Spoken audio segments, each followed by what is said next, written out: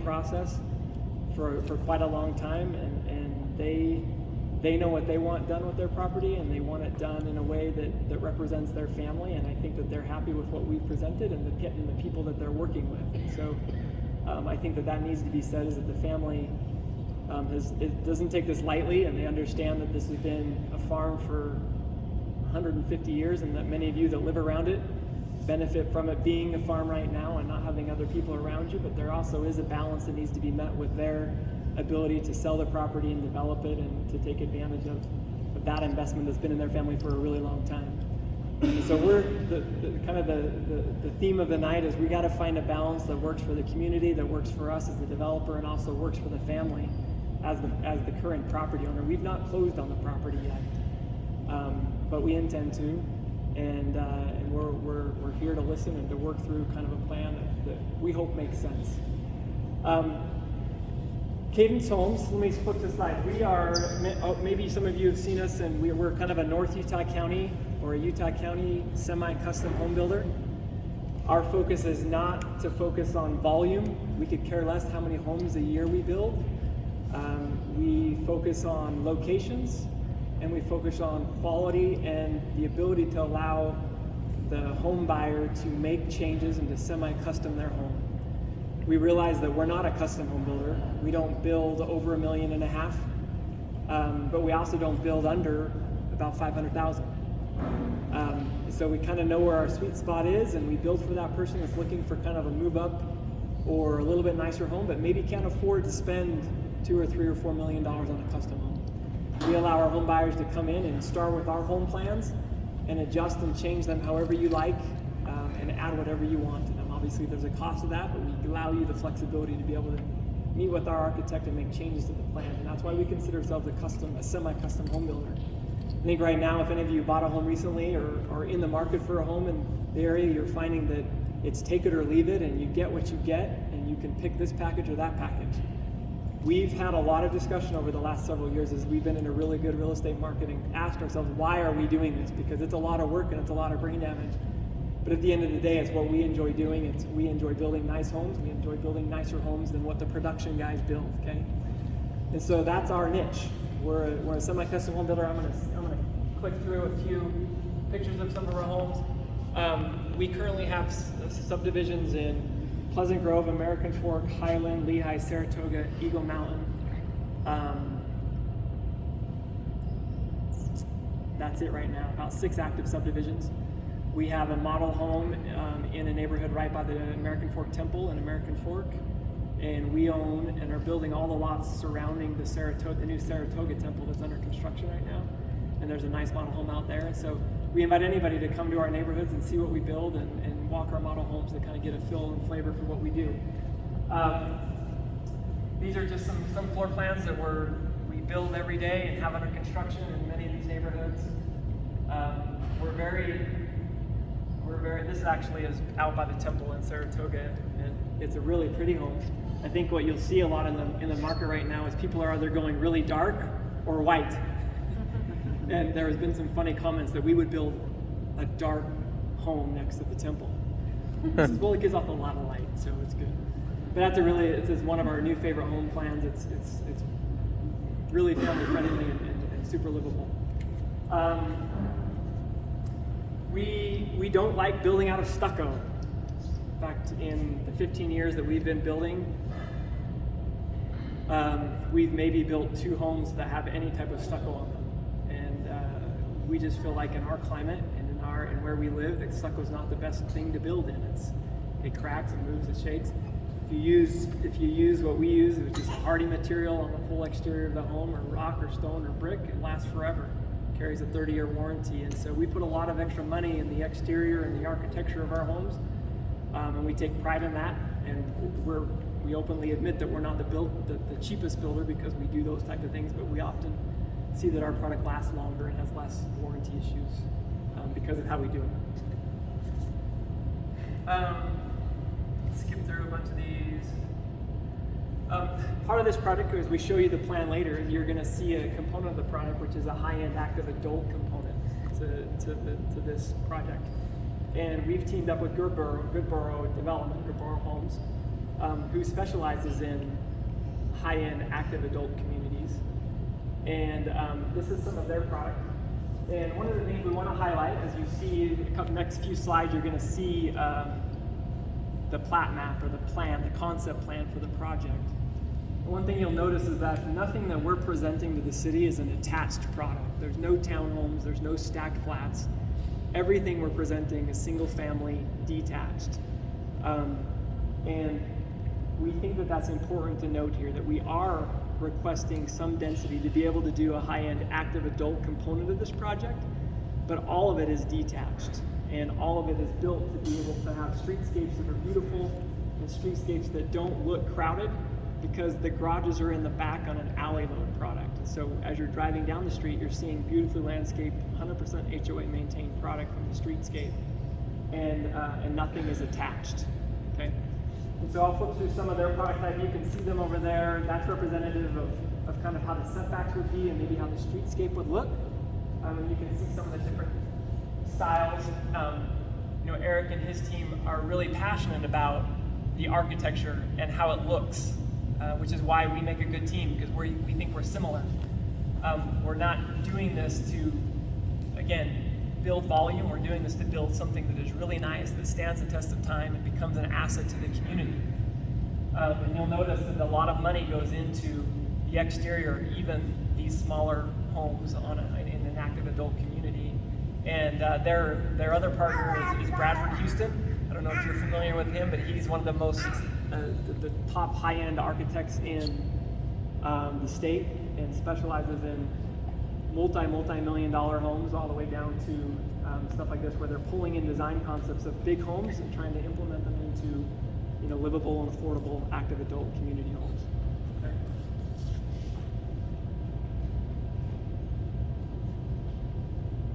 Probably moving fast, but you can see them over there. Okay, so this is probably what you're all here to see. And again, I'm going to ask you to look at it, and then I'm going to kind of explain it as we kind of go through it so you can understand what we're doing, and then I'm going to click to another slide. Okay? So we tried to take a look at where everything sits on the property. You'll notice right in the middle that the family elected to sell 20 acres of property to the church. That was a calculated decision. The church approached them, and they discussed it, and the church was willing to pay a price that made the family sell. They also looked at it and said, yes, sorry. They also looked at it and said, hey, if we take 20 acres out of this 115 acre parcel, that's 20 acres of property that's not going to be developed into a residential type use, right? And so right out of the gate, the family said, we're going to take 20 acres, and we're going to sell it to the church, and it'll be something in the future related to religion, okay? I don't know. We don't know what that'll be. The church doesn't even know what it's going to be, but they often buy properties in developing cities and neighborhoods so that they have the ability to do what they need to do in the future, okay? So right out of the gate, you're going to have the center of the project, which is not going to be developed in a single family or multifamily or any type of family residential use. Gone. Over here, we have the connection of 4 South, which comes down, and then it would connect into Main Street. Those would be arterial roads that allow access, which isn't currently there, and allows another outlet through the city and for people to be able to circulate through the city in a way that currently isn't available. That leaves a portion of property over here that's fairly narrow, that sits between Holdaway Road, the home center development over here, and kind of Sleepy Ridge on this side. We've played a lot with the layout of this property, and it's challenging because the depth of it doesn't allow homes, and the city has requested that we not front any homes onto 400 South, which makes sense, right? And so we've kind of looked at this and tried to play around with the different product types, and are proposing an alley-loaded product that would come here where the homes would front the road, but would still would be a little bit larger than these, but would have garages in the backyard and landscaped in the front so that we're not having cars exiting off of 4 South, okay? There was one concept where we thought, well, should we put large lots up here? Well, if we do that, then we have large lots fronting onto 4 South, which doesn't make a lot of sense and is difficult to keep people safe, okay? As you move down around here, we recognize the Sleepy Ridge is already developed. We put premium lots along here, which are kind of 3rd and half-acre lots in the corners to buffer any of the development along Sleepy Ridge. So anybody that lives in And these homes would have a lot behind them that's at least as big or bigger than the lot that they're in. Same concept up here along the home center as we match the same size of lots that they're building to try to say, hey, we're at least as big or bigger than what is currently proposed to being developed behind there. And then another component of what we're trying to do here is we are trying to make sure that the preservation of the lake is available for everybody. One of the things when I first came down here and drove the streets, I'm like, we're right on the lake, but you can't get to the lake, with exception of a couple key areas. Homes back the lake, and those people have backyards back the lake, and they have access to it, but nobody else does. And so we're proposing, and what we're looking at is carrying, I forget the name of this road up here, 300 West, and carrying it along the property line, and then putting our open space in park out towards the lake. And these homes do not back onto the lake, but their homes would front to the lake. So anybody driving in here can now come and drive along the lakefront property here. I want to be clear that the property that we're proposing to develop does not touch the lake. There's another parcel of property that we do not control between here and the lake. But our hope by doing it this way is that if and when that property develops, there's the ability to be able to provide lake access if whoever buys it or sells it wants to do that. But at least we're not shutting off the lake access to just specific homeowners that buy that lot and we get a premium for it, okay? That's a good question. Where's the power line? The power line. Yeah, the power lines will come across here, and then they kind of come right down about there. So kind of on the west portion of this property, the east portion of the property that's between this portion and the lake. Yeah. So see where this park is? There's the power line would come over it and then come down like that, give or take. Okay. But our goal here, and it was really important for us that we keep the view corridors open to the lake as well. When we've been down here and walked the property, you turn around and you see the beautiful Timpanogos Mountains and you see how pretty it is. But then if you look out this way, you've got a beautiful vista the other direction. And we wanted to make sure that our roads oriented to the lake, and that if you were walking on this trail, or you walking on this trail, or you walking up this sidewalk, that it felt open and you had view corridors out to the lake. Okay, we're not blocking anything off. Okay.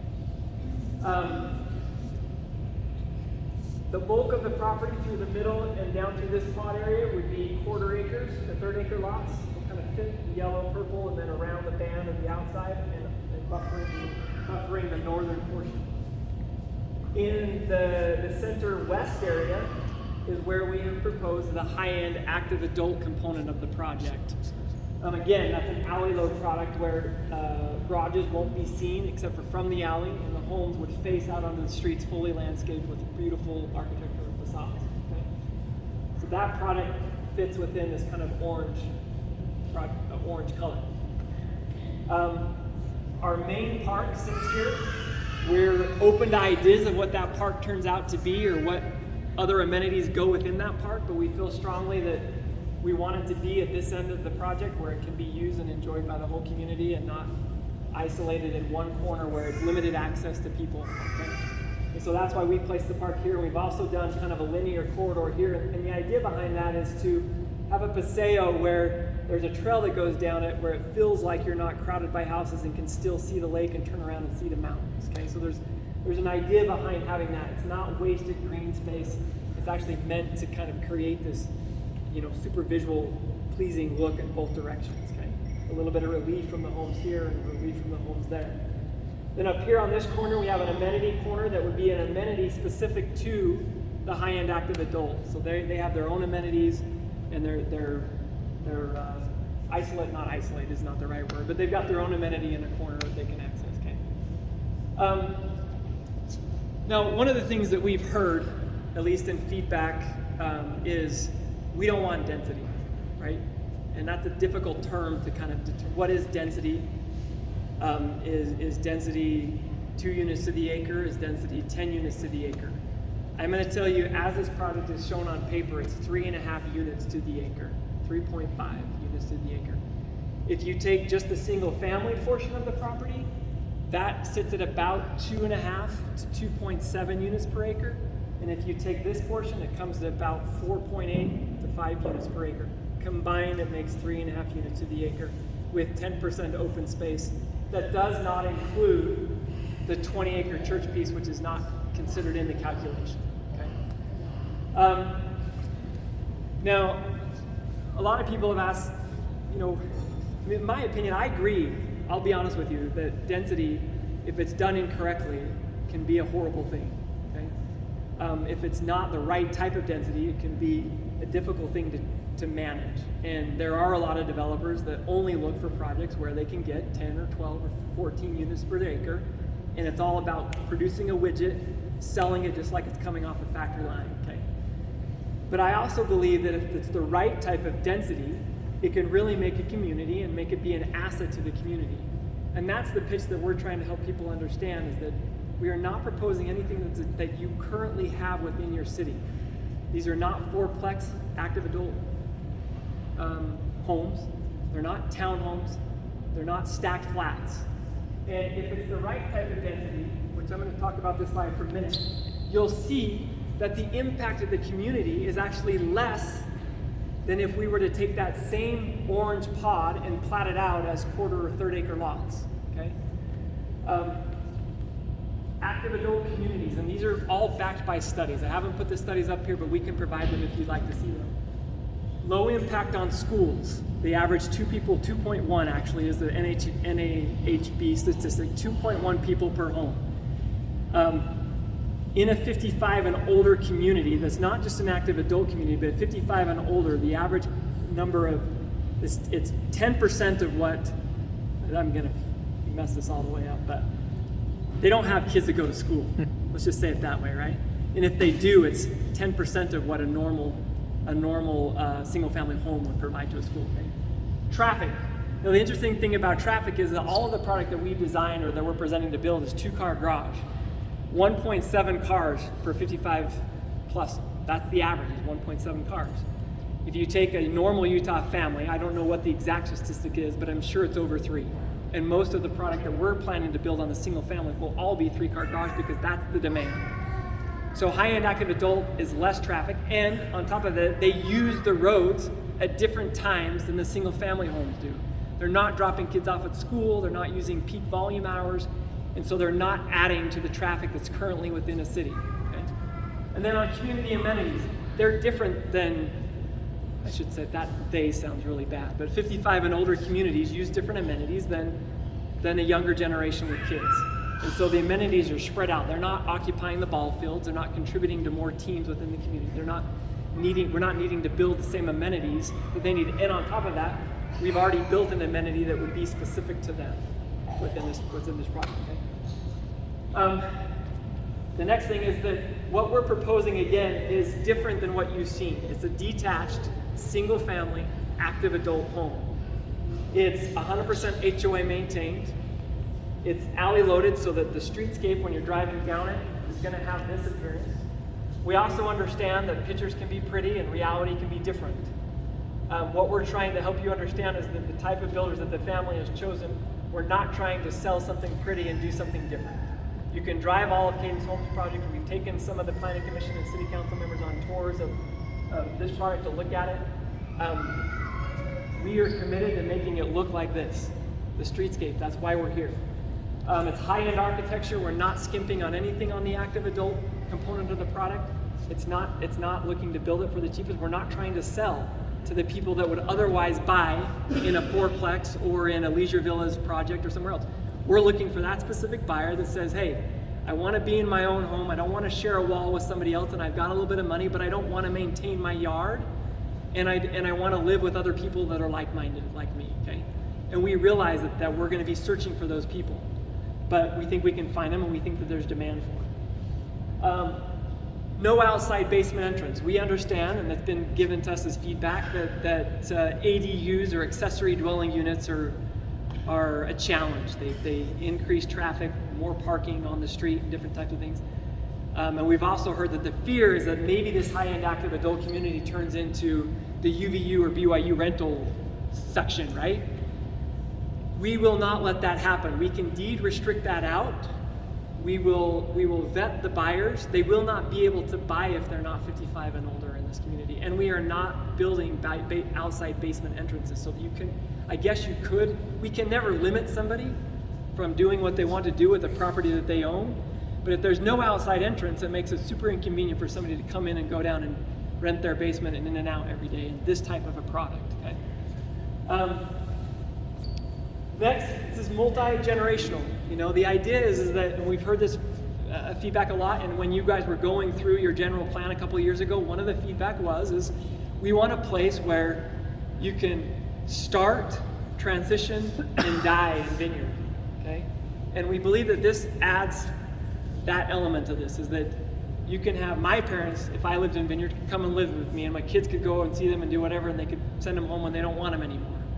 And that's what we're looking to do here, is try to make something that's multi-generational, that's a different type of use than just straight single-family homes. But do it in a way that doesn't impact the community in a negative way, and is done in a way that looks really attractive and becomes an asset for property values in the future. And then lastly, I'll just highlight that I mean, there's lots of studies that show that active adult people, 55 and older, have disposable income that we don't otherwise have. They're retired, they have income, especially the type of people that will buy this type of a single family active adult home. And they're willing to spend in the community that ends up benefiting the community from a tax base and from a business base, which we think will benefit the community, okay? Anything I've missed, Eric? Okay. Got the traffic study from Hell's Engineering. If anybody wants to get into the data that shows the use, that shows what I was just talking about, that their peak travel time is totally different than a family, and that the traffic is actually less. Probably not. I don't know how to do that on a PowerPoint, but I can send it to you. Okay. Yeah. I've zoomed in. Okay. Yes.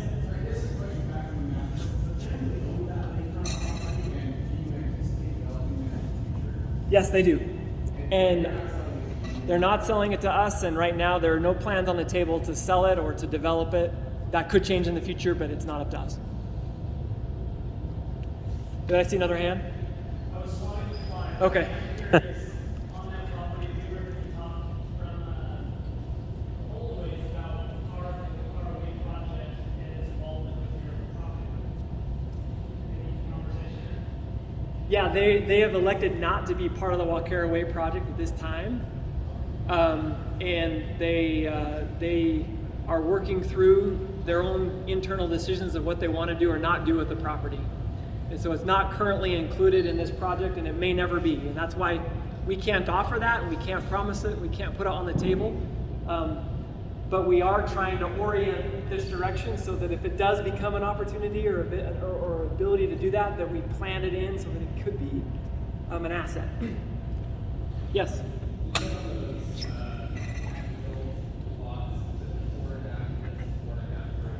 4.8 to, I don't know, I can't, to 5. They're about 5,000, average of 5,000 square foot lots, which is it's a 0.08, give or take. Sorry.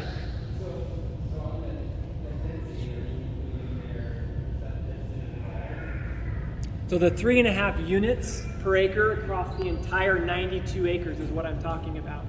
It's obviously higher in the orange area and lower than 3.5 in the purple and yellow areas, but combined it's a 3.5 unit per acre project.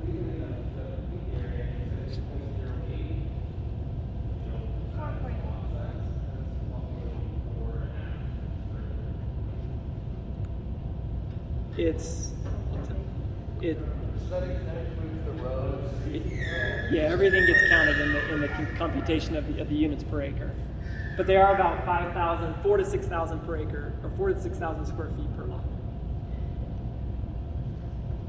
Have you built anything like that before here, around here in Utah, that we can go and look at and see? Down in Cedar City, there is some product that's been built like this, and then up in Daybreak, not product that Goodboro or we have built, but is very representative of what this is, where it's alley loaded, same frontage, same setbacks, and we believe ours is better architecture, but the feel of it you could see in Daybreak. Yeah. What's the timeline Yeah, that's a good question. Obviously, that depends on how fast the approval process goes through the city. We're not looking to land bank this or to sit on it. As soon as we have approvals, then we would likely move forward on phases of both. The city's expressed interest in making sure that Main Street and 4th South are connected very up front. And so the plan most likely would be is to connect those two roads and then pick phases from there and then work its way out. But the timing of it, I mean, ideally, if we could work through the approval process this fall and then hopefully be under construction through the winter and spring would be awesome. But I've said that before on projects and it's taken a lot longer. Yes? Could you explain the intersection there at 300 West where it comes into the property? It looks like they don't put a line. Yeah, and what I'll say on this is what you're seeing is a concept plan that's not been engineered at all. Okay, so and when you're bringing in some of these other things, you're using satellite images and other images, so things won't necessarily align, but that would align obviously directly with 300 West. And we'd get into the details of how that aligns as we get through the engineering phases. Can you talk about traffic flow between the Sleepy Ridge through that over to 100 South? How that would work? From Sleepy Ridge? Yeah, how big is that you have access there? Yep, you have access through here, and you come down and connect right there. And are those how big are those roads? Are they going to be like one lane traffic with one lane parking? How's that going to work? No, they'll be the right of way, which is probably it would be a normal neighborhood right of way that would match the right of way coming out of Sleepy Ridge. That would be the minimum for what the city would require. I believe it's 54 feet. All the way through To here, but then these roads become bigger because these are arterials and these are neighborhood streets, two different types of roads. And one last question. Do you have a little access up on the far right corner? Right here? Yes, what's that? The city's asked that we provide access into this neighborhood, so there's circulation within this community. If we came out here, then this road would have nowhere to go and connect to this neighborhood, and so we're proposing a road that comes here. That could change. Again, it's just conceptual, but it would line up so that it would connect out here, so you'd have circulation back here as well, through I don't know the name of this neighborhood. The Elms. Hey, Ryan, one other point is just the safety of having a second access. Yes. I think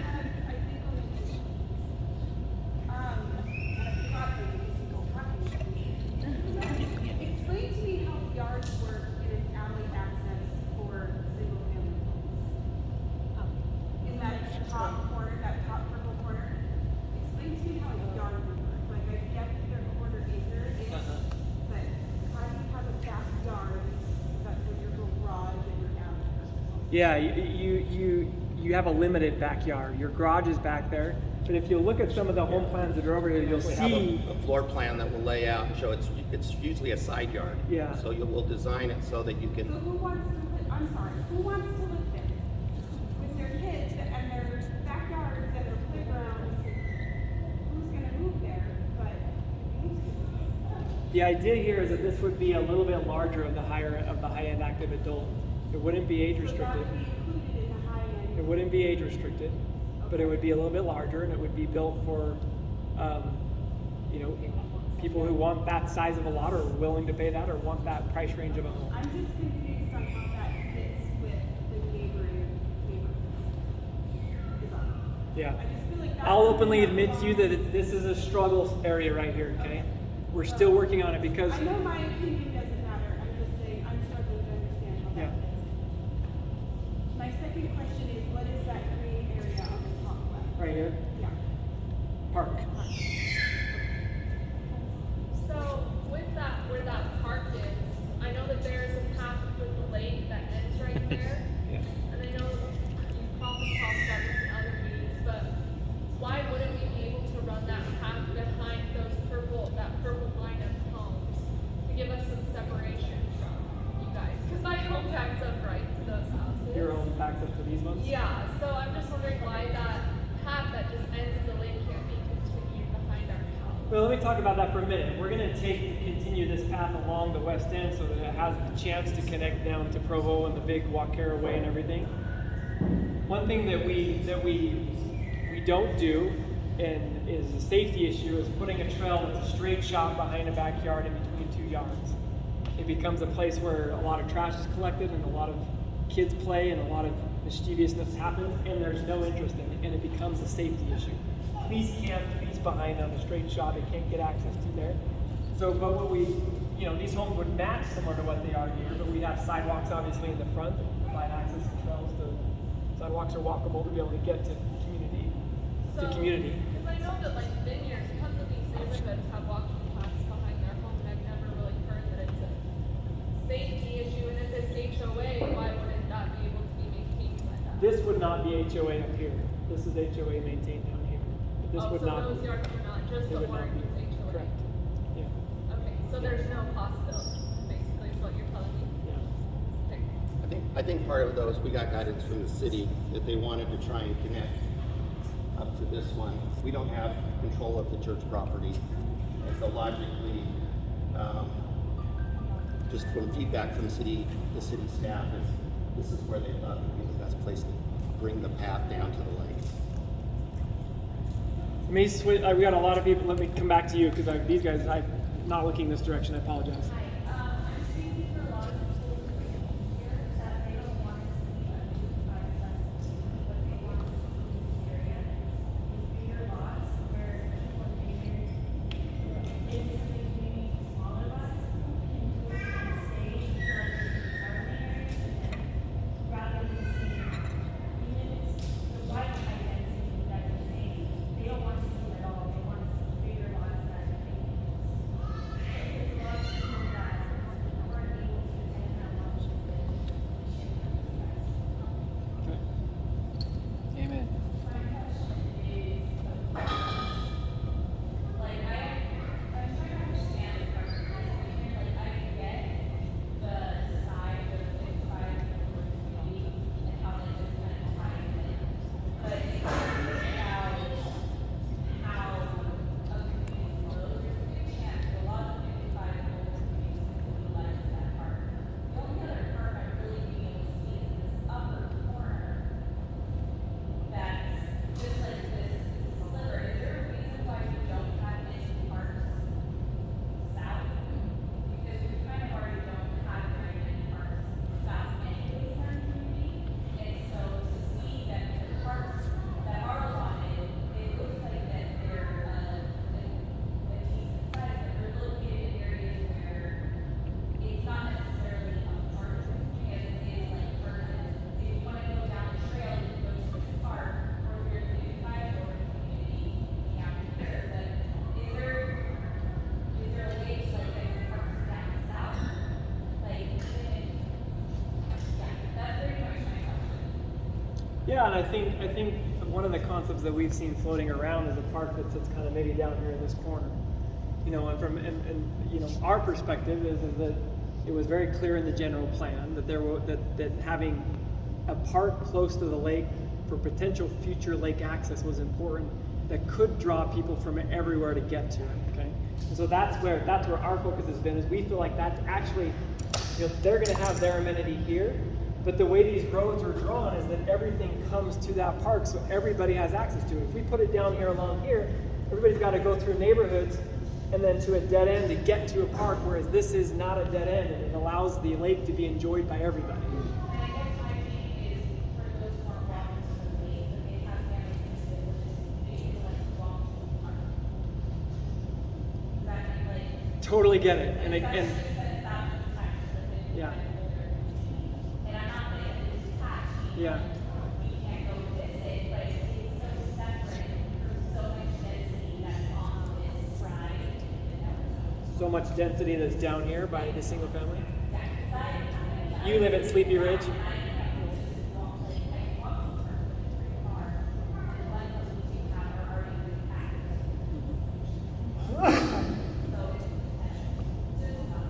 Okay.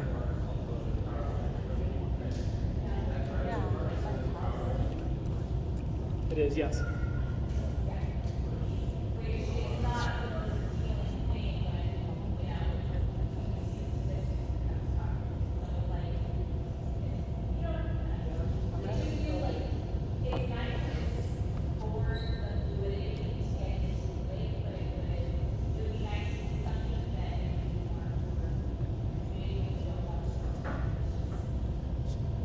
one question we've heard, kind of both sides of, we'd like to have one big park versus, and we don't want a bunch of little parks. I don't know what the general feedback is of, you know, breaking that up into multiple parks. Or, Before you answer that, maybe how much park space is currently laid out right here? And percentage? 10%. 10%? Yeah. How much of it is the HOA park? 0.75. I'm having trouble understanding this 55 plus neighborhood. When I was younger and young children, I would think that they wanted to have a parking lot there. Where would my kids go to play? I mean, this is not laid out enough for them. And if I actually wanted 55 plus property, which I don't, then I probably wouldn't want kids running through my yard. You got that split up, so you've got families on both sides. There's no place for kids to play. Now, I've passed up 55 a long time ago. I'm on a half acre lot. And I agree with the comment that was made back here. There are a lot of retired people that want a garden. They got time to actually do something in it now. Yeah. And they want the property. I've got a playground in my backyard for my grandkids. Yeah. I just don't see the need for a 55 plus community. And living close to that, I don't want to see my property devalued by the small lots. The only thing that keeps a 55 plus community, a 55 plus community, is a homeowners association. Their rules can change, and they can dissolve. And then we're left with a bunch of little tiny homes in the middle of this development, which is just gonna devalue the home. I really have a problem Yeah. understanding the thinking behind the layout and the whole 55 plus. No, I appreciate your feedback. I will say that, you know, again, the challenge here is that we can't design a product just for you, and then one for you, and then one for you, and one for them, and one for the family, and one for us. It's got to be a balance where no one's going to win in this. No one's going to get everything that they want. And we fully understand how markets work. If somebody doesn't want to live there, they're not going to buy there. They're going to buy where they want to live. Our job is to try to do the best job that we can to provide enough variety that people can choose and pick and choose. As far as the HOA, there's another layer behind just HOA maintained projects. You can deed restrict uses on projects as well. So even if the HOA did disband, the deed would restrict them from doing what they do. And I appreciate also the fact that you're one that likes half-acre projects. There's also another group of demographic that doesn't like half-acre. The south end of the shores, about 1/4 to 1/3 of the property owners there are 55 plus. They're all half-acre lots on average. Another thing that I think is a concern to me with the family is mine is strong. Lake access is important to people in Vineyard. I know that because we live close to the lake, and we're crowded down there when people come to the lake. I want people to get to the lake, but there isn't enough parking in the shores to accommodate everybody that wants to get to the lake. Until the Cleggs decide they want to give us access to that other property, I don't even want to see this going to happen. Well, and I can appreciate that. Want that as well. I know, but you also have to understand that the family's not going to give you anything. Number one, if the family has property that they've been and we're here before you were there, and so it's a matter of finding a balance that works for us all, not just demanding that they have lake access in order to do The city something. does not owe anything to Cleggs, it does not owe anything to you. Completely understand. Okay, and there is property already zoned for higher density, north of 800. For sure. And, that's where the high density belongs. We've got more than enough of it already in this city. We don't need it. What's the fear of the word high density to you? Smaller lots. cheaper Why? homes, And I don't care what quality we put in those homes. If that homeowners association goes away, then you've got small lots, small homes, and that is going to devalue the property around it. There's just no way around that. They're going to be cheaper homes. If we look at the city as a whole and the need in the city right now, it's not more density. I understand you're saying, like, you know, we need a little bit of everything. We've already got a little bit of everything except for large lots and vineyards. And so I think the thing we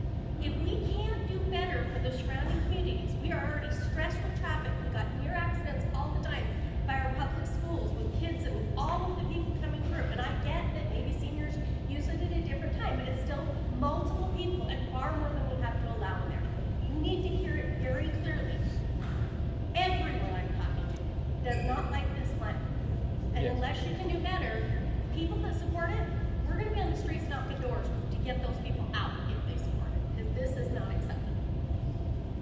I can't relate to some of I've already asked this, but Could you say that louder if you maybe stand? sure. Just because we can't hear back. I came in late, but this might have already been asked, but my question is, has this site plan already been submitted to the city? And do you have to seek a zoning ordinance or a zoning variance to get this approved? And what process are you in getting it rezoned for this development? We've not made any application to the city, and it would have to go through a rezone and have to go through the approval process of the city, but we've not started that process at all. Is that why you're having this meeting? It is. Is it not required by It's municipal not. code or state law? It is not. Just wants- We're here to share our ideas and listen, to hear your voices.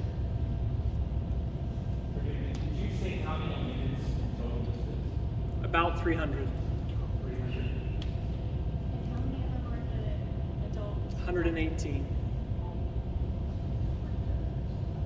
The house.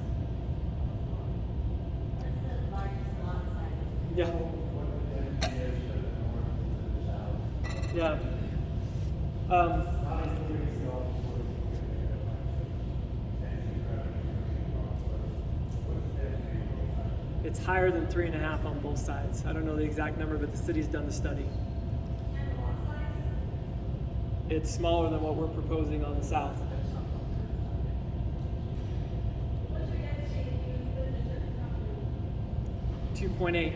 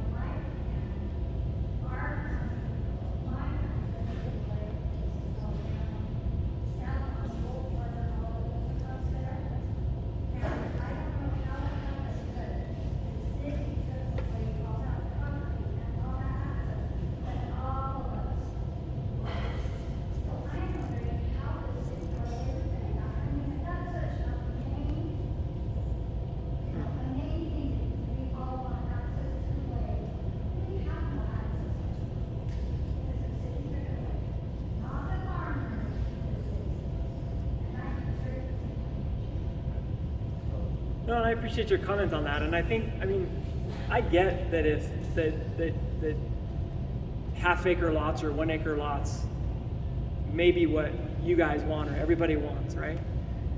But at the same time, there's got to be a balance the family achieves. There's not another 100-acre piece of property in the city that's been developed at a less than 3.5 unit per acre project, other than the half-acre lots that's blocked the lake off for everybody else. And so to now allow all the density where the city has allowed it to go, and to say, hey, this is the last piece of property, everybody else has moved in around the family, and say, well, we all live on smaller lots, or a lot of us live on smaller lots, but we want you guys to be the big acre lot project, is a challenge for the family. And honestly, in my opinion, doesn't seem super fair. But at the same time, we're not sitting here asking to do townhomes or condos like everybody else has done. And we're not asking to do anything more than 3.5 units to the acre, which is the lowest density project that's ever come to the city in a concept plan for this property. And I guess there can be the conversation of we're gonna get out the vote and we're gonna fight this and do whatever. But we're not trying to do it the bad way. We're trying to do it the right way. We're trying to talk to you, and we're trying to see if there's a way that we can achieve a balance that maybe doesn't get what you want, but achieves what the family wants and achieves what the developers want and what the community, I think, creates an asset for the community. So, I don't have as strong an opinion about this as some of the people in the room, but it seems to me that the higher density projects in Vineyard are to the north of Vineyard, closer to the movie theater and to the commercial development that's happening. And in most cities, higher density is focused in a central nexus, and then lower density is situated further from that center. And the reason for that is because people who want high density can live in a place that's close to work and commercial, retail facilities, and people who want open space can live out in the suburbs, so to speak. But this plan seems to go against that because this is south of where we are. So you have a high density portion of the city to the north, and then you're going to have another high density portion of the city to the south, which that's the one concern I have. Yeah, and I think you got to realize that it's not high density. 3.5 units per acre is not high density when you compare to the north, number one. But sure, and then when you sure, also but look it's at the higher than what we have in this neighborhood. It's true. It's true. And you also have to understand it's a 100-acre piece of property. And within a 100-acre piece of property, there can be more than just single-family homes and still make a community a community. There are developments all across the state that have done that. I agree with them and understand that the senior community, I don't think it is high density personally, but what is acres on the each lot of the high, the senior living? They're 5,000 square foot lots. 5,000 square foot lot, 5,000, I'm just trying to be realistic here. Okay, I'm living in Providence neighborhood. We are right about 5,000 square feet of lot. And then I don't think it's high density. You guys just look at my lot. But if you look at the, August townhouse and everything, it is high density. So I'm just looking at that lot, it's not that high density compared to any other. Lot size is 5,000 square feet. It's not really small compared to any other house. I think the other thing is if you look at, there's going to be usually less than 2 people living in it that are going to travel at different times. It's going to create, when you look at just from a traffic perspective and you land just from a traffic perspective, the density, with adding the plus 55 takes the density effectively to 2.5 acres, or 2.5 homes per acre because of how it minimizes the impact in the area. I mean, if let's just say we doubled the size and put those at 10,000 square foot lots and people build ADUs on them, then you're gonna have, more than twice the number of traffic. More accidents, more parking. Yeah. Sorry. Would you to address this gentleman's concern, would you consider asking the city to put a permanent 55 and older zoning overlay on that one section to keep it? Sure. Required that it maintain a 55 and older. We can even have it in the bylaws that the city has to approve a change to the active adult. To the use of it. So Sorry, just one second. Yeah. Well, I was just gonna say, my wife and I came here from Daybreak, and this feels very Daybreak-esque, and I really like it. I mean, we live right on Frog Street, you drive right next to the 55+ community, and it's awesome. It's very well kept. Like, if you walk through our neighborhood here, it's like the yards are so crappy, and so it's nice because it's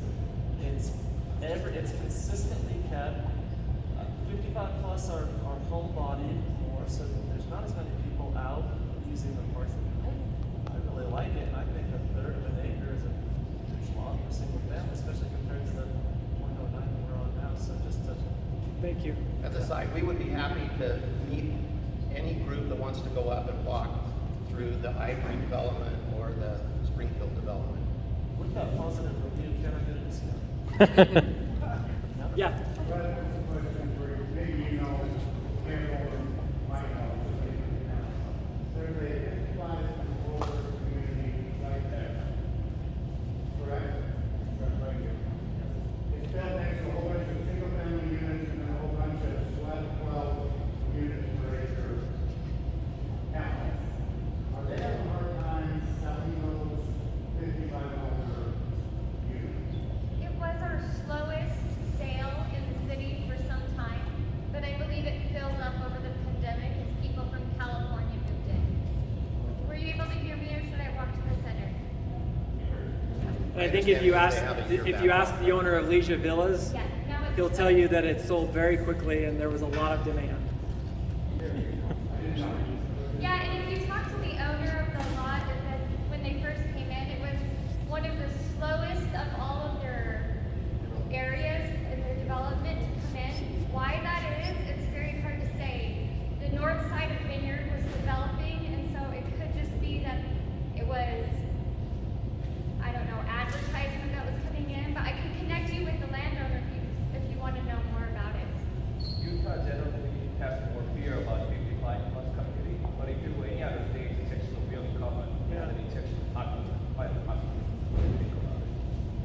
Yeah. I just wanted to act like the way you want to set some of these guys set up first. It doesn't make any sense to have a park connected to a 55 plus community, but all of these existing homes and all of these single family homes that you have with children who want to use the parks are all very here. I'm not understanding why we would have a 55 plus community. To me, it looks like we want to really advertise the 55, we want to make it look really great, having the lake there, having the park there, but it's not, I mean, I agree with Lisa, that the 55 plus community, the reason that they want to live in there is because they don't want to live around. They don't want to be big city families and their kids. So I just want to echo that I think there are a lot of us that are sitting there looking at that going, why are we using parks right there? I think the lake is there, but I think those parks by the lake, I'm not clear about that. I go to the park, like with my kids, looking at their games instead of to live like somewhere. Okay, thanks for feedback.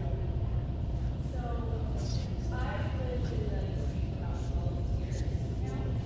So, and when we first kind of started developing, we started putting issues on this, but people that were talked about, Jeff back was 0.25 and higher, single family homes.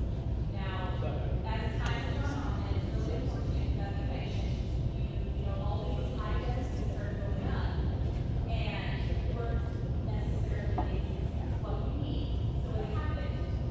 We have to 55 older community is what we need. It happened. It's unfortunate. This last spot that we were mentioning earlier, and there's probably a lot of pressure on you. But it's also something that as a community, you're hearing 0.25. I have an in-law that's down where it is, but literally his bathroom faces another bathroom to someone else's house, and their yard is less than this row of chairs. And it's just stacked.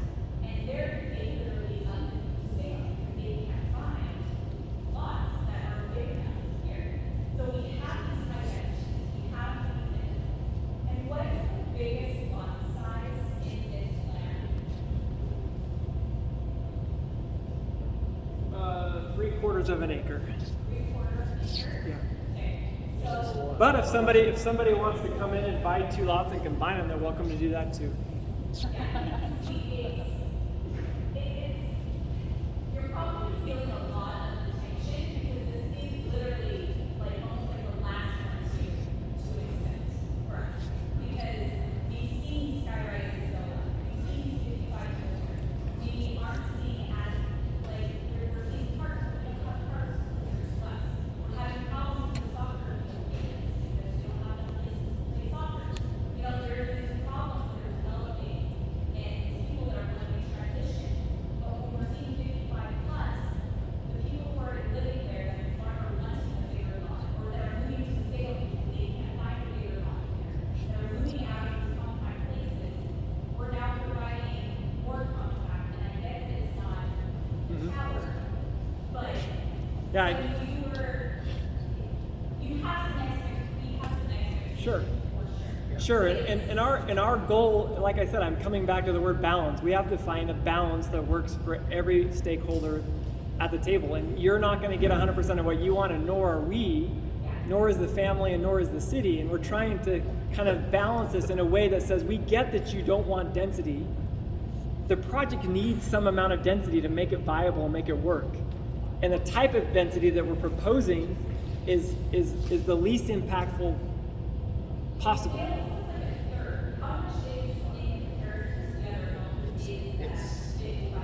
It's in the 20, we just remodified it, it's somewhere in, 25 acres of it.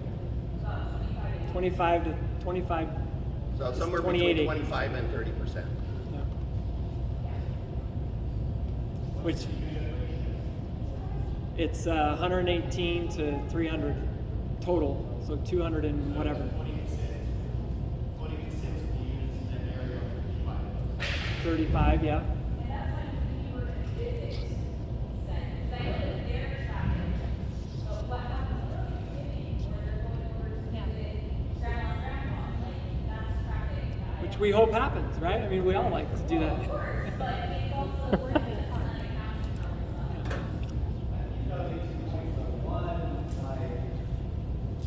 Prices are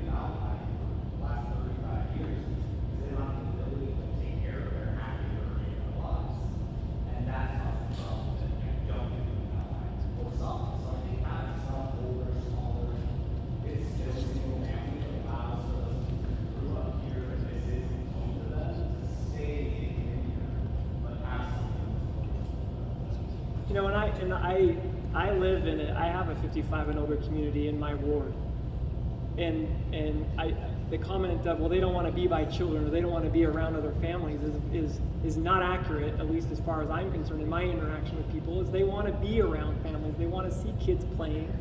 They want to interact with them. We're taking a youth group over to that neighborhood tomorrow night, just so that, and they're all super excited that they get to have young people around them. You know, and again, all we're trying to do is find a balance, or we're not trying to stuff 7, 8, 9, 10 units per acre. This is the least dense 100-acre piece of property in Vineyard that's ever been developed or presented. And to say that we can only do 1 acres or half acres, this is not going to work for the project. Doesn't work. Yes.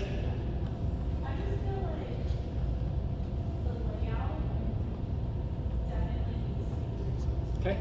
Having the single-family homes surrounding the community is not conducive to children playing in the street, children being close to their friends.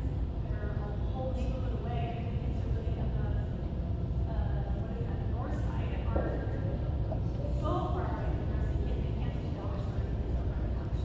I think the layout is very. We hear you, and I'll tell you the challenge, it's a challenging piece of property. It's not a big wide square. It's not, you know, we're dealing with a narrow piece of property. The challenge that needs to be fixed, because it's not healthy counties. Yeah. I also feel like the alley. Love your That's where a larger part needs to go. They're the homes that have no yard, they have no backyard, they have no space for playground equipment, trampolines, and that stuff, so they need a park there. There needs to be a park for kids to go and play on, because they have no yard. So that part, Is that actually a park? Is that actually a park? it's green. Well, so is the church. They'll all come down.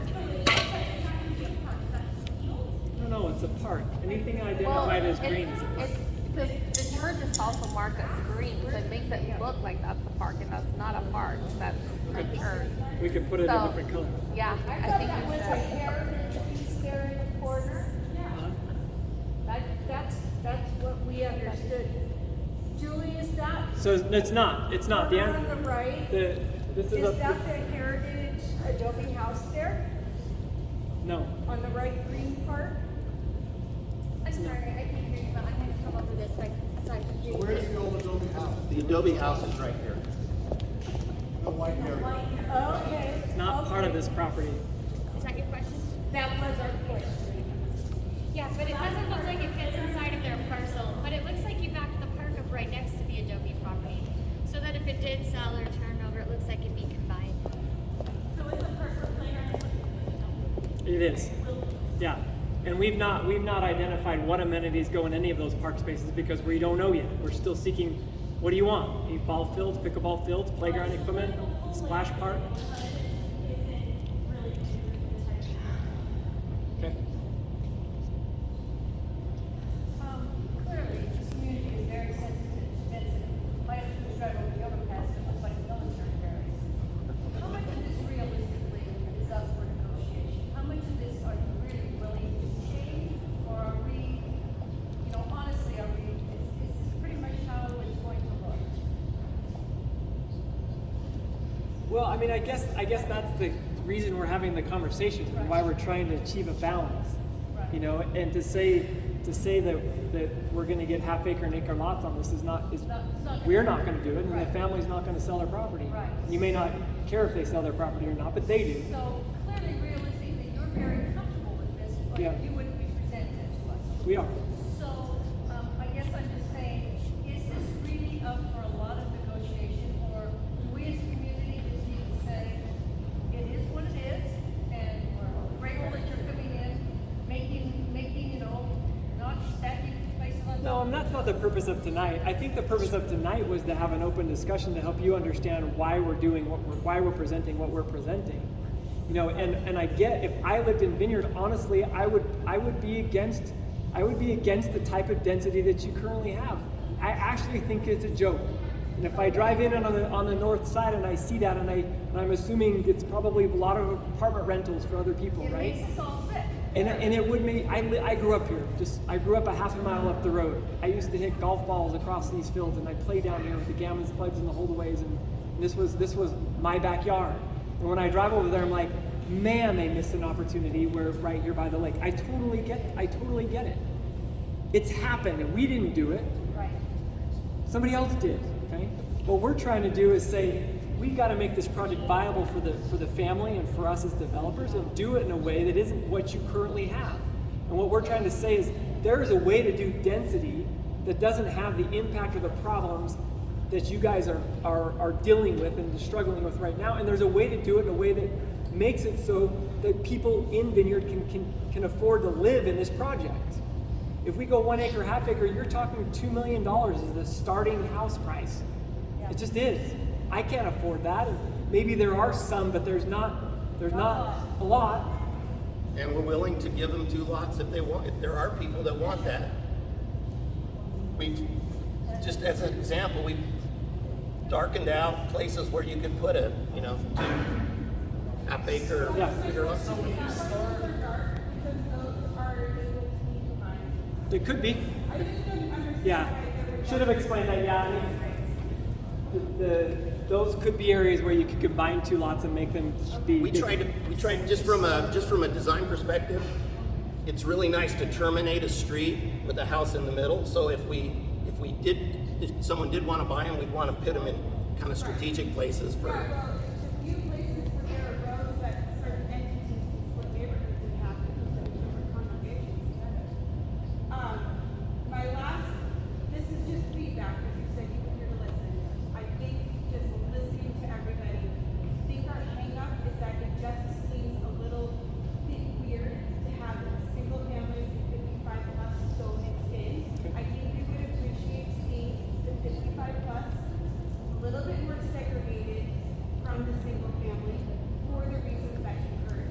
And I think that would look a little more pleasing and sit better with us. And that's feedback that we can take. I just want to comment to that because in the development world, like everybody is moving away from doing what you're talking about doing. They don't want to segregate. I mean, you drive through Daybreak and you can have a multi-million-dollar home on a corner next to a $400,000 house, and it doesn't affect either property value. And that's the way that all of the big property developments are happening in St. George and by Micron, around Micron, down in Salem. All the new master plan. They're as small as 50, and they'll go, or 20, and they'll go up. The whole name of the game in the development world is intermixed and multi-generational projects. The other point is, we were told that we wanted to try and be respectful for the people that live here and here, and to try and match the backyard so that they're not. I think a lot of the frustration from everyone is coming from the fact that like multiple meetings have been held and we've given our opinions, but we've seen none of them translate. Like, I don't feel like we've had any of our desires or wants translated into this plan. Well, I actually beg to differ. Let me tell you some of the things that have changed, at least since we first presented, is there was no park right here. We shifted, there was a park down here, but we got the feedback to shift it over here. We got the feedback that there was too much high-end active adults, so we changed this entire section to single-family homes. We were told that we didn't want homes fronting 4 south, so we changed up that design, and they're still currently working to figure out how to make that work with an alley load product so it doesn't front 4 south. We've heard very clearly that we want access to the lake and we want trail connections, and so we will put a trail connection that connects down here and a massive one that comes right through the center. So your comment, we feel like we're trying to react. Maybe what you're not seeing is that we're not putting it all half acre or we're not putting it all large lots because we can't. I mean, I don't think that's not what I'm seeing. I just think that it still doesn't reflect what the community wants. That's all I'm saying. Okay? Yep. Okay. All right. So as a developer, so you take the pressure from the family selling to building higher density. I can't hear you. I apologize. So as developers, are you getting pressure from the selling family to build higher density? We're not getting pressure from the family to do it. We're You keep using the words like we have to, or it's incumbent on us, or things like that. There's an- to build, so help me understand Yeah. the reasoning behind that. there's an economic viability of any project, and there's a market price. There's absolutely. We're gonna make money. Like clear communication, Yeah. you've got to make money. Absolutely. And the family wants to make money selling their property. Sure. So there is a little bit of pressure from the family because they want to make money, and the only way they can make money is from you buying it to do that. Okay. Is that what you're saying? The project has to be economically viable for everybody. You've got to make money. Yes. Okay. So, a little bit of a devil's advocate question, it's kind of a softball for you. In talking to the city, let's suppose that this doesn't work out for you. How dense is the city willing to go on this piece? So that if a competitor comes in 5 years and says, I want to do attached townhomes, or I want to do a 3-story apartment complex, what do you think the city would approve? What do you think they'd approve on this piece in the future? Do you have a sense of that when talking to them? I don't, but I will say that this isn't the first time this project has come to the city, but it is the least dense project that's ever come to the city. And the other people that have been at the table with the family are current developers within Vineyard right now, building the same product that you already have on the densities that you've already given them, and have the intention of trying to force something similar to go through. And what we're saying is, listen, we've not built in your city. We have examples of our product. We're trying to do it in a balanced way that maybe isn't what you guys want 100%, but it's not what we want 100% either. But it's a balanced approach. And I do believe that if we don't develop it because it doesn't work, somebody else will come in and eventually it'll get pushed through at some level. I don't know. Maybe the city will win and it will be all half acres. Given where development's going in the world, and given where costs are going in the world, it's not going to go half acres. It's a higher likelihood that it's going to go more dense than this at some point. And it may not be us because we're not asking for it, but another person coming in and trying to force their way in and do it the way that you've seen it done in your city with attorneys and people talking, enforcing things, could happen. So if you don't get it, you think someone else will build it more dense in 5 to 10 years? They could. So, just curious, when this does go for sale, will you be able to buy a lot only, or is it buy and build? Buy and build.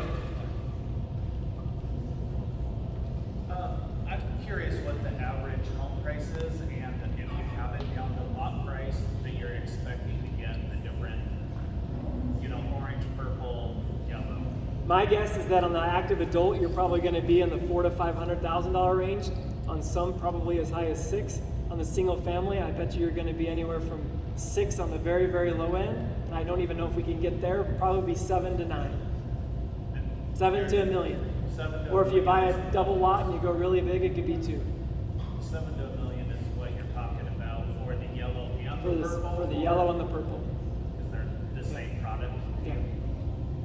Our average price point in building 100 homes last year was the highest it's ever been, and we've not necessarily changed our product. It's because land prices are higher and sticks and bricks prices are higher. It was about $850 was our average price point last year. I don't know how people afford those things, but they still do, and there will be people that will pay that here too. Sorry. So just real quick, so people understand. Currently in the city's general plan, this is a future zoning of low density.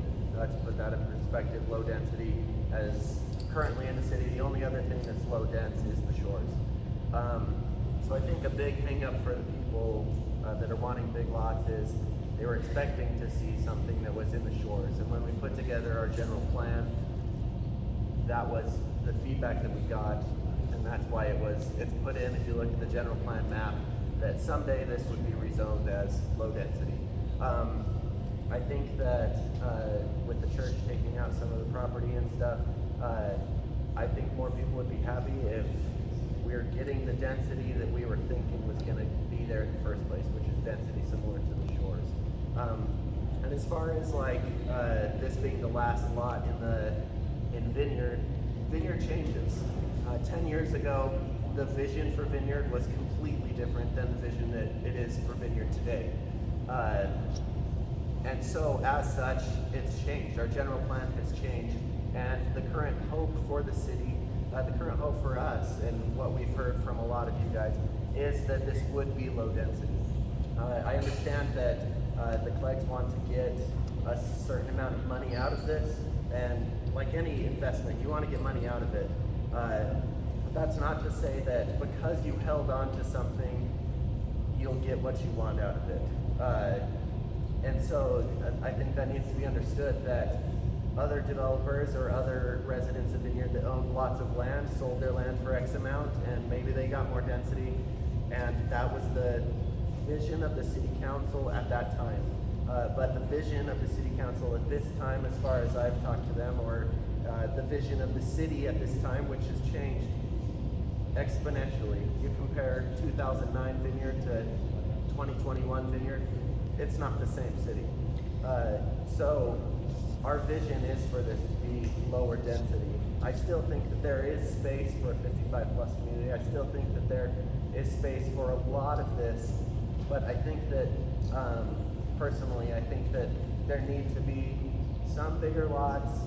The density needs to be a little bit less so that it matches what, at least, what the whole would have been considering the church land being. We spent a lot of time in the general plan, and so in the general plan, it does identify this property as low density residential. In the comments, that there is no definition of low density residential, but in the comments, the feedback from the community that are specifically in the general plan says large lots, 8,000 square foot or larger, and active adult community, specifically in the general plan. For this area. Go read it. And when I say low density residential, that's a relative thing. If you look and say, what is the greater density of the other parts of Vineyard that have been developed? This is low density residential compared with the exception of the Shores. But if you look at when the Shores was developed and when the general plan was adopted, there was no rhyme or reason to say, let's take this strip of color yellow and then let's blow it up and put it clear over to Holdaway Road over here and say it should all be the Shores. It was placeholder. There is no definition that says that this is the Shores or not. So we've adjusted the general plan recently, within the last 2019. Yeah, and so when we did the map, we made the Shores a specific color, and we made that the same color as the Shores because we wanted it to be the same as the Shores, is how I see it personally. Hey, Brian. Yeah. Just because we're running short on Yep. Yeah. There are comment cards that you provided. If you guys want to fill them out, just leave them on the table. I just want to let you know that now, so that we're not all. Sure. Yeah, and we do have to have things cleaned up and gone by 8. So, yeah. Speaking of definitions, where does active adult come from? And did you choose to use that term simply because that was the verbiage used in the general plan? It was in the general plan. I don't know if we specifically chose to use that term because it was in the general plan. I think the idea was is that we identified it in the general plan, and knowing that economically this needed to balance and that there needed to be more than half-acre lots, so therefore this was a use that had some density to it that was the least impactful and still mentioned in the general plan and not built currently within the city. There is nothing like this product in the city. Sure, but specifically, what does active adult mean? Usually, the definition in the development world is 55 and older. So it has nothing to do with size or style or anything. It's just literally nothing but a limitation on the age of people who can buy the house. Is that right? No. I think if you were to look at anything that markets 55 and older, is generally a fourplex, a duplex, or an attached product that is defined as an HOA maintained community. I get where you're going. You're saying, well, 55 and active adult could be applied across a half-acre lot community as well. I'm not going to argue with you that it could, but I think anybody looking at that would say, as we typically know, in an active adult community is an HOA maintained, encompassed community. Yeah, it's just a little bit of pushback on if that language existed in the general plan to begin with, then you have to understand what the speakers of that language meant, and given all the other things they said, we know what they meant. So it's a little bit of a switch to take that language and say, well, other people use the word like this, therefore they meant it like that instead of like this. Okay. Just one question. I know there's HOA for the 55 plus something. Is there an HOA for the single family? No. Which is plus. This is the VRBO in Costa Rica. Yeah. We know each unit in our neighborhood immediately south of that is VRBO. Yeah. And it turns out to be a train wreck. Yeah. And if you had one of those units VRBO, suddenly the whole neighborhood would But the VRBO is on. You would not be able to VRBO in the active adult portion of the community. fill up all the rest. Yeah, and I don't know if you know of a way to restrict that other than the community doing it. City code doesn't allow for it. City code does not allow you to do that, as far as I understand it. But we do not.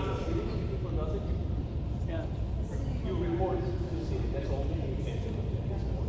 I don't know how to solve that problem. They could do that on half-acre lots too, but One of their solutions would be to have some general parking. yeah. Which becomes expensive for somebody to maintain. I think the HOA's got to maintain it, or the community has to maintain it. What was that? Becomes expensive for you. Why? Not have houses. I'm talking about areas for people to park. One of the problems that we've got is that there's no place to park at, Bowl. There's no place to park. Somebody's saying people more and more and more want a place where they can have a motorhome overnight. There's no place. Congestion here is phenomenal.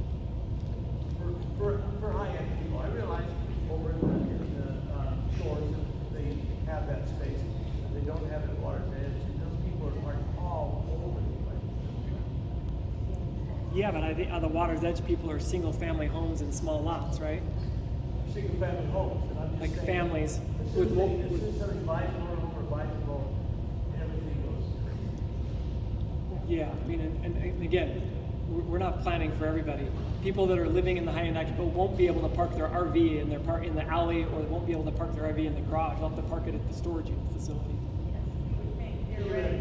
It's all We did theoretical. it Sleepy Ridge. Theoretically. It's all That's theoretical. it. Yeah, a couple more comments, and I think maybe we wrap it up. So I'm curious about the setbacks of the home. So if you go to the Center Street overpass and just north of that, there's some, what I think people here would consider more high density. And my number one problem with that, I'm living in the community and I don't really care, but I guess, but are the setbacks deep enough so that you can get a driveway in there and get an entire vehicle on the driveway? Because you go there, and we're not talking trucks, extended beds, extended cabs. We're talking like Honda Civics are hanging off into the street. And so whoever here is part of the general plan and stuff, I think that that's one of the things that's incumbent is to make sure that you're set back far enough. 100% agree. Or not general plan, but planning commission. I hate that too. And then on the single-family portion of this, this is traditional neighborhoods with traditional setbacks where you have a full driveway and you've got a garage. On the high-end active adult, it's alley loaded, so the garages are in the back. They would have basements, yes. Let's just say, hypothetically, the city essentially tells the Clegg family to, pardon my French, but to go to hell. You can't build it this dense. Your price point is just going to have to come down because it's going to be less dense. Do you still want that? If the price comes down because of the zoning issue. If the family reduced the price on the property, Yes, the city says you can't build that dense, and the family says, okay, we'll sell for 3/4 of what we're going to, or half. Do you want it? I mean, I think that's a hypothetical that's not realistic. Yeah, sure, So, but what's your honest answer? yeah. I mean, I'm always for buying property for cheaper than I can get it. And to build something less dense though. Yes. Okay. In the end, it's gonna be as dense because people are designing ADUs into their products and you're gonna get twice the density on half the lots. Well, I'm just saying if the city says, no, that plat, it's not gonna work, you're gonna have to come with a plat that's engineered for larger lots. And you still would buy it if the Cleggs reduced the price because they're not gonna get as much for a plan that has fewer homes. You still want that? If the family reduced the price, we would buy the property. I mean, I don't know. I guess what I'm asking you, the question is, yeah. Well, I've just seen this happen in my line of work where the city says, no, you don't get that density, you gotta cut down on density. So the landowner says, well, I guess we can't sell it for as much, because you can't build as many homes. And if that happens in this case, you submit a new plat with fewer lots and build it less dense. Clegg's get less money, but everyone else is happy. You still buy that piece? If the family agreed to do that, yes. If they didn't, we probably walk away and they sell it to the next guy. The next guy's Glenn Pettit. Home Center Construction. Yeah, that's one. The what color? They are, and they're just, honestly, those are just, they're placeholder for trails. You know, we'll work with the city on exactly where all those go, but there will be trails that will go through the entire development. That's what they are. Well, thank you so Thank much you. for putting this on. Appreciate it. Appreciate it. Yeah. Thank you all for coming.